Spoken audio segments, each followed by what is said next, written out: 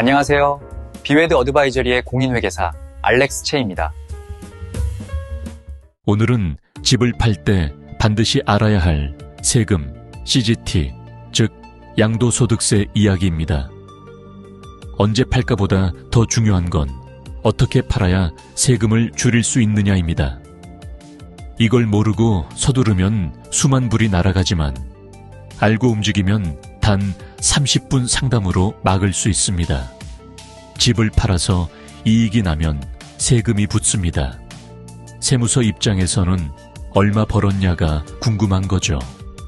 양도소득을 계산할 때는 먼저 구매계 취득세, 법률 비용, 중개수수료, 리노베이션 같은 자본 지출을 더합니다.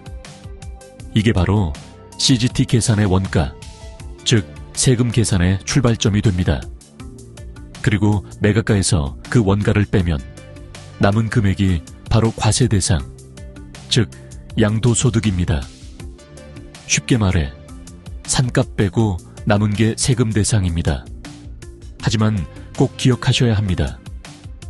이미 임대소득 신고에서 공제한 비용은 양도세 계산에서 다시 공제할 수 없습니다. 한번 공제했으면 끝입니다. 세법은 냉정하지만 단순합니다. 이제 본격적으로 면제 규정을 볼까요? 가장 먼저 주거주용 주택, 즉 메인 레지던스 면제입니다. 본인이 실제로 거주한 기간의 상승분은 전액 비과세입니다. 그리고 임대를 줘도 최대 6년까지는 거주주택으로 인정되어 면제가 유지됩니다. 이게 바로 6년 규정입니다. 집에 다시 돌아와 실제로 거주하면 그 시점부터 새 6년이 다시 시작됩니다.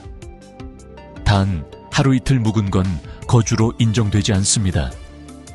전기 사용 내역, 우편물 주소, 자녀 학교 등록 같은 생활 기반 증거가 필요합니다. 메인 레지던스는 한 번에 한 채만 가능합니다.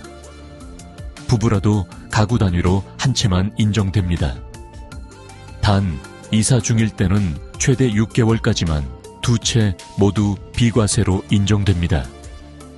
즉 새 집으로 이사하고 기존 집을 팔 때 6달 아니면 가능합니다. 이제 임대 전환의 규칙입니다. 살던 집을 임대용으로 돌릴 때는 그 시점의 시장가가 새로운 원가로 설정됩니다. 즉, 그 이전 상승분은 비과세로 정리되고 그 이후 상승분만 과세됩니다. 반대로 임대하던 집을 거주용으로 바꾸면 전체 보유기간 중 실제 거주한 비율만큼 부분 면세가 적용됩니다. 이걸 세법에서는 비율 배분 면제라고 부릅니다. 투자용 부동산의 경우에는 다릅니다. 기본적으로 양도차익의 전액이 과세되지만 12달 이상 보유했다면 절반만 과세됩니다. 즉 5만 불 이익이면 2만 5천 불만 세금 대상입니다. 단 회사 명의는 이 절반 할인 규정이 없습니다. 그래서 투자 구조를 설계할 때 개인 명의냐 법인 명의냐가 매각 시점에서 수만 불 차이를 만듭니다. 이제 비거주자와 외국인 규정을 볼까요? 비거주자는 주거주용 면제가 전혀 없습니다. 또한 매각가가 75만 달러를 넘으면 매수인이 12.5%를 원천 징수해야 합니다. 이게 바로 외국인 원천 징수 제도입니다. 호주 거주자는 반드시 ATO 클리어런스 서류를 매수인에게 제출해야 합니다. 이게 없으면 세금 안 낸 외국인으로 간주돼 자동으로 원천 징수 당합니다. 실제 교민분들이 해외 체류 중 집을 팔면서 이 절차를 몰라 수만 불이 먼저 빠져나간 사례가 많습니다. 그리고 세금이 언제 발생하느냐? 이건 정산일이 아니라 계약일 기준입니다. 계약이 6월 말에 체결됐다면 정산이 내년이더라도 올해 회계연도에 포함됩니다. 그래서 세무사는 계약일을 그렇게 강조하는 겁니다. 이제 상속의 경우를 봅시다.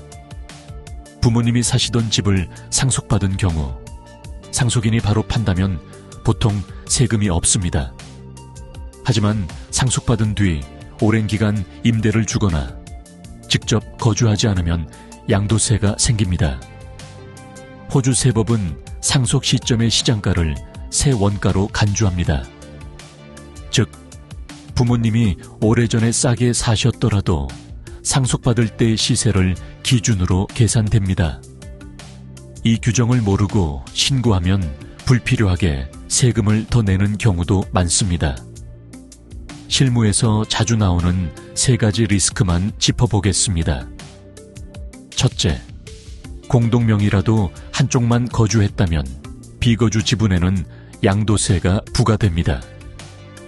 둘째, 리노베이션 비용을 현금으로 결제하고 영수증이 없으면 자본 지출로 인정되지 않습니다.